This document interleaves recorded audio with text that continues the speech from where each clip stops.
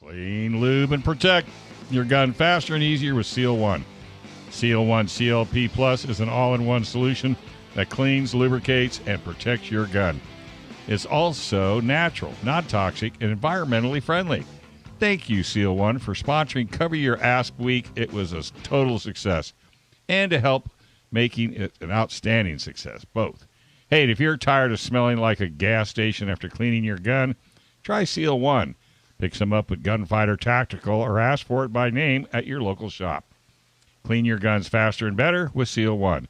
Use the code GOR25 for a 25% discount off your first order on their website, seal1.net.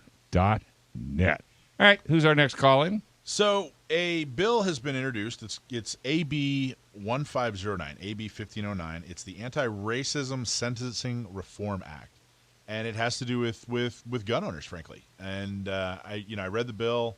CRPA came out against the bill already. Who's CRPA? California Rifle and Pistol Association. Thank you very much. I think they might be wrong on this one. So I wanted to get somebody to come and talk about AB 1509 and get some more details on it. So I've invited Leila Aziz. Leila, are you there? I am here and glad to be here. Thank you. I'm glad you're here. It's so nice to hear your voice. How are you, Leila? I've been doing well. It's nice outside. Good. Okay, so let's talk about, first off, tell people who you are and what you do. My name is Leila Aziz, and I am an organizer. I'm the director of a nonprofit, Pillars of the Community, where we organize against the criminalization of people in our community. We exclusively work in Southeast San Diego. Mm. And what does that mean? Like, what do you actually? What actual activities does that encompass? We look at the criminal justice system and an explosion in our prison industrial complex in California to the point where it almost bankrupted the state. And we looked at how we got there. And we started looking at things such as gang documentation, gun enhancements, and things of that nature, and how they had become institutionalized within our community to only charge specific people with those things. Now, what does that mean, only charge specific people? Well, a gang is a group of three people who have a color that's the same, and they have in their area committed three crimes, such as selling drugs. And so when we look at that and we look at the crime data, La Jolla really comes out pretty high for that because of the surf clubs, but there's no gang documentation there. And you saw that with the Bird Rock gang. So with that gang documentation, there's an assortment of other things. You don't have to be convicted of a crime, and you can be deported. So the Bird Rock gang, which is in La Jolla, which is a known drug dealing gang, it fits all the definitions of a gang. They don't use anti-gang charges against them like they would in other areas of San Diego. I don't want to put word. Is that kind of the gist of it? You are correct. The same with the skinheads and the Lakeside gangsters and other organizations too. And I think that it's safe to assert, or it's safe to assume, and your assertion is that, hey, these are, the skinheads in Lakeside and the Bird Rock gang in La Jolla are predominantly white, whereas other gangs in Southeast San Diego are black or Hispanic. I'm assuming. Don't let me. I'm trying to understand. So don't let me say something inaccurate. But they're black or Hispanic, and they're using these laws. They're using anti-gang laws against black and Hispanic gangs. But when it comes to white gangs, nowhere near to the degree. Am I stating that correctly? Yes, and the repercussions are astounding because what it's doing is it's criminalizing young boys for doing young boy things, not these huge professional murderous gang members. So you have young kids who are on their way to college who there's a fist fight at a party, the same as at a frat party, who are given all of these gang enhancements on top of that because they've been identified as a gang member simply because of where they grew up. Okay, so that leads us to AB 1509. Tell us what AB 1509 is. AB 1509 is looking at gun enhancements strictly. And gun enhancements are some of the most astronomical enhancements that we have in California as far as years. For a gun enhancement, if you get caught committing a crime with a gun, you get 10 years just for having it in your pocket. It could be broken. It could be a toy gun. But if you have a gun and a crime is committed, that's 10 years on top of the underlying felony, which is normally less than 10 years. If you shoot the gun in the air, that's 20, excuse me. And if someone gets hit with it, whether it's their pinky toe or they die, that's 25 to life. There's no difference. And so what happened is the bigger sentences, the 25 to life, normally if a person is murdered, we have murder, which is 25 to life. So that handles the 25 to life. The biggest impact are the young people who are going, and even older people, but mostly young people who commit an underlying felony, burglary, robbery, beer runs we've seen, and that gun enhancement is charged simply because they had possession of a gun, never pulled out the gun, but on top of a burglary, which is 2 years, they're going to get 10 years, and you have 12 years in prison. And so basically, if you have a gun and you're committing a crime, then you're gonna they treat it much more seriously. The sentencing is life alteringly harsh. It's not just like, well, gee, you're going to have to pay an extra $1,000 in a fine. You're talking about decades in jail. And I think I'm struggling with this a little bit. Talk to me. I think there's two ways to look at it. You know what I do for a living. You know how seriously I take guns. Yes. It's a right, and it's an enormous responsibility.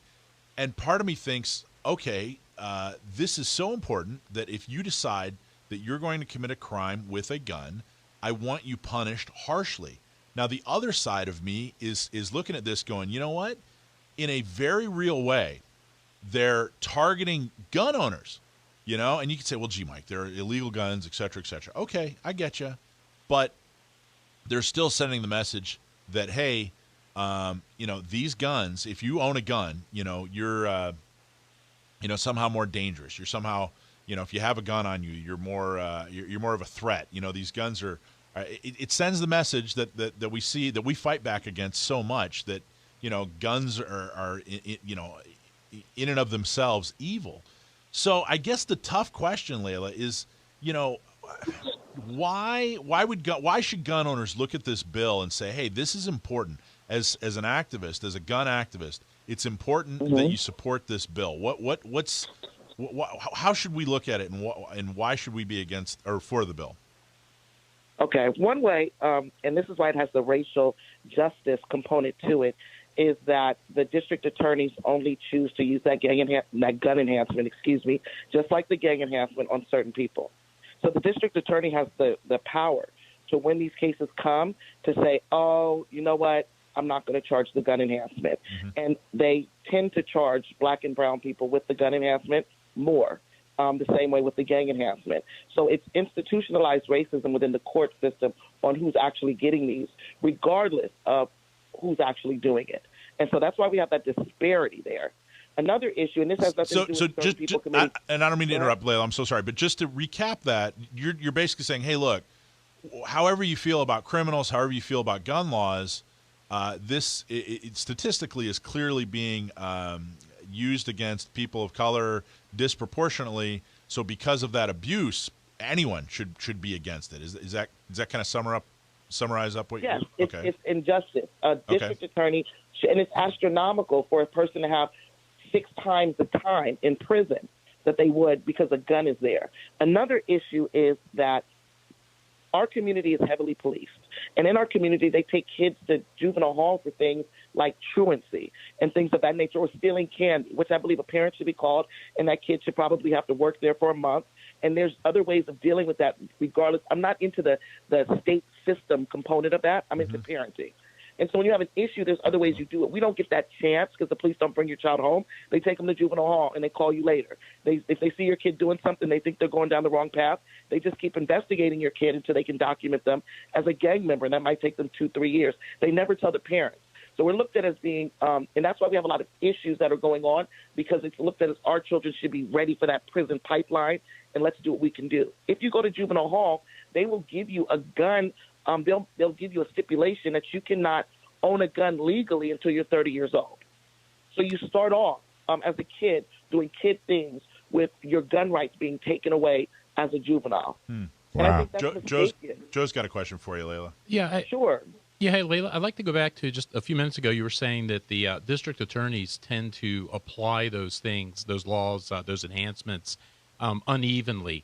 And I know I've heard that kind of accusation about police, and I know it's not true of the police, but where can we go to find that information about how district attorneys apply that stuff? Because I don't, I think they're given that latitude so that they have that discretion. They can apply it if they think it's serious. They cannot apply it if not.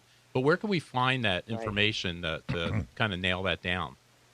What we do at Pillars is we do something called a California Public Records Request Act, and we run them on the district attorney and the courts. And what we do is we compare data. We compare who is, and right now we're pretty much knee up to our ears, really, in the gang enhancements. So we have every person who's had a gang enhancement, but we're seeing the gun enhancement in there because this is something else that it doesn't make sense to me. There's something called personal use of a firearm. That means I had a gun, I shot the gun, it's my fault, I did it. Hey, Leila, can you? Sure, we only had you on for 1 sec. Can you hold and come with us to the next segment? I can. Okay, I can. Stay there. That's awesome. All right, folks, so stick around the next hour right here on FM 96.1, AM 1170. The Answer. Hey, self-defense and emergencies can happen to anyone, and unfortunately, the justice system may not be on your side. If you have taken training, then you know you should have the coverage for legal battles after your self-defense battle.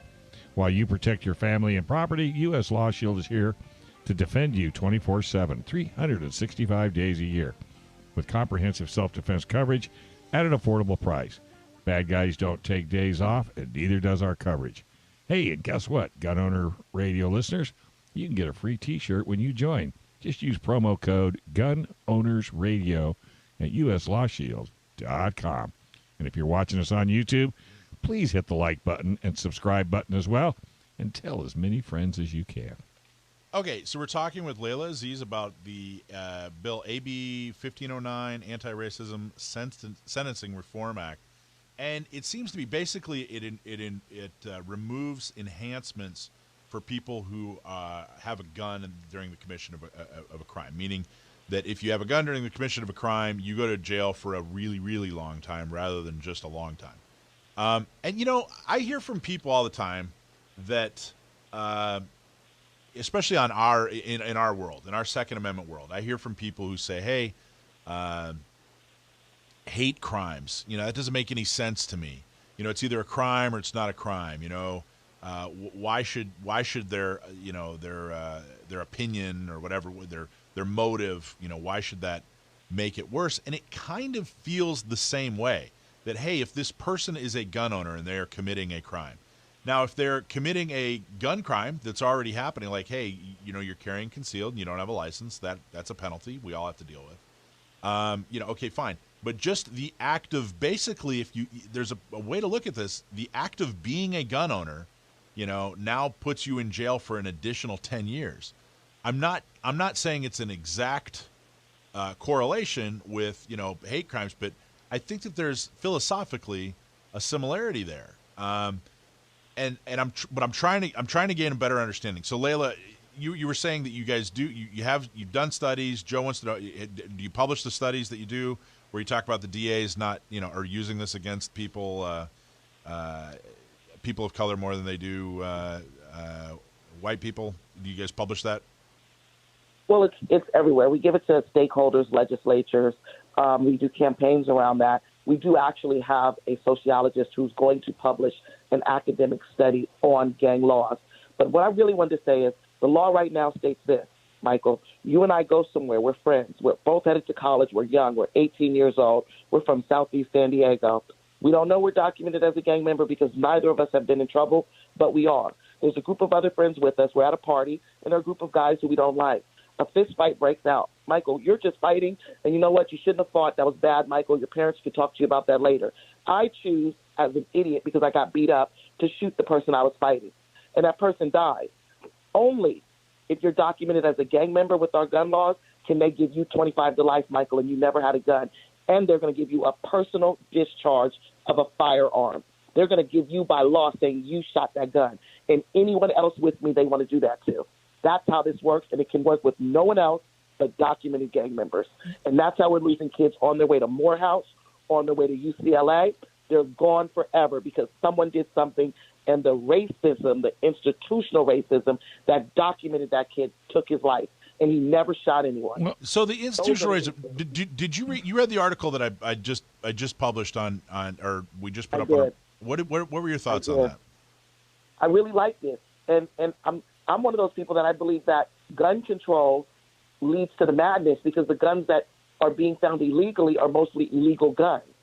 I believe in education. I believe that when you teach a person responsibility, that takes it to another level. When I took martial arts and you start getting higher and higher in your skill level and you realize that your hands are now considered deadly weapons and you have a mentor there who is teaching you those things, it becomes more serious. Your self-esteem, your confidence, all of those things are different. But when we're running from guns, we're not teaching our kids in our community about guns. We don't even let them play with toy guns because we're so afraid. Then it's some guy, Joe Schmo, down the hill who hates his life and gives your kid a gun and tells him to go do something crazy. We can't run from a problem. We need to teach our kids responsible gun ownership so that we don't have those issues. It's frankly, and the whole point of the article that I wrote, it basically the article is gun laws. It's the institutional racism that you've heard so much about, and institutional racism. The term I point out in the article has been around for decades, but really it's only about the last year or so that people have started to use it and learn about it. And honestly, I'm not a Republican or a Democrat, which means I'm blessed in that I get to actually think about things in a critical manner and don't just go with the flow. Yeah. So, I mean, the reality is if you're a Republican and you hear institutional racism, you go, that's crap. It's not real. Oh my God, that's so stupid. And if you're a Democrat, your entire political philosophy is built on institutional racism. Mm-hmm. And I feel like neither side has actually taken the time to figure out what they're even talking about. Who authored that law? Do you know? What law? That's I know that too. You just caught me off guard. AB 1509? No. The law that they well, it's not really a law. I guess it's more of a personal enhancement as per the judge, but well, that law, it's been around for Leila. It's been around for a long time, right? And the judges didn't have discretion on waiving that until 2 years ago. Right. With Dr. Shirley Weber with AB 620 introduced that. For years, judges couldn't touch it. It was a DA charged it, and that's what it was. Wow. Well, and anyone who's in prison from 2 years before then, there was no choice, and it's not retroactive. And Leila, you and I are friends. You're a gun owner. You're a legal gun owner. You're a responsible gun owner. We've even talked about. I still got to take your boys to the range and teach them how to use a gun. I know we talked about that, but one thing I've truly learned by you and our friends on Facebook, and we talk every now and then. One thing I've truly learned from you is that there is a different community out there than the community that I live in and the community I was brought up in. When I'm on your Facebook page, you post videos regularly of interaction with police, and I don't have interactions with cops. Now I know the knee-jerk reaction of every Republican out there is, "Well, Mike, you don't break the law." Okay, I try not to break the law, but you're missing the point. There's a whole story there. And it's something I've learned from following Leila and seeing the work that you do. All these people aren't necessarily breaking the law. Now, do I think that cops are racist? I don't think cops are racist. I think cops are human beings, and that human beings are flawed. No kidding. And they come to every job and every situation with their own biases and that sort of thing. So I don't know. I'm still, I think that there is, the concept that institutional racism describes, I think, is a real situation. The degree, I don't know. I think the degree is up for debate, but I think it's a worthy endeavor. I think it's worthy. And I'm going to say this, and I agree. If you could just let me say this, sure. Michael, I think this is important. When something happens in my community, the first thing that's policy, institutionalized with the police department, is whoever's involved in that to pull over every single person that looks like that person. They do that because they're saying, we know it's a black gang who's having an issue, so we want to protect lives. This is a police officer, so we're going to pull over. This is where the institutional racism comes in. We're going to pull over every single black male from the ages of 18 to 30. And we're going to search that car, and we're going to figure out how to search it legally or illegally. And that's what we're dealing with right now. And that's my issue when I tell the cops, you cannot violate people's constitutional rights and pull people over based on their skin color and search their car and break the Fourth Amendment based on their skin color, and then tell me, well, Leila, we got 8 guns. You pulled over 100 cars for 8 guns. Yeah. But what about that 92 people you just destroyed and just treated like trash? Well, Leila, I really appreciate you coming on. I appreciate you talking about the bill, and truly appreciate your perspective. And keep us up to date on how that bill goes, and we'll definitely have you back. Thank you so much. Thanks, All Leila. right, thanks. Hey, folks, don't touch that dial. We'll be right back. Melissa's got a jewelry for firearm enthusiasts right here on FM 96.1, AM 1170. The Answer. Thanks for watching this clip from Gun Owners Radio. You can watch us live every Sunday from 4 to 6 p.m. California time, right here on our YouTube channel, or if you're in the San Diego area, you can listen to us on 1170 a.m. We're also available on your favorite podcast platform for free. Don't forget to like and subscribe so that you can help restore and protect the Second Amendment, not just in California, but across the country.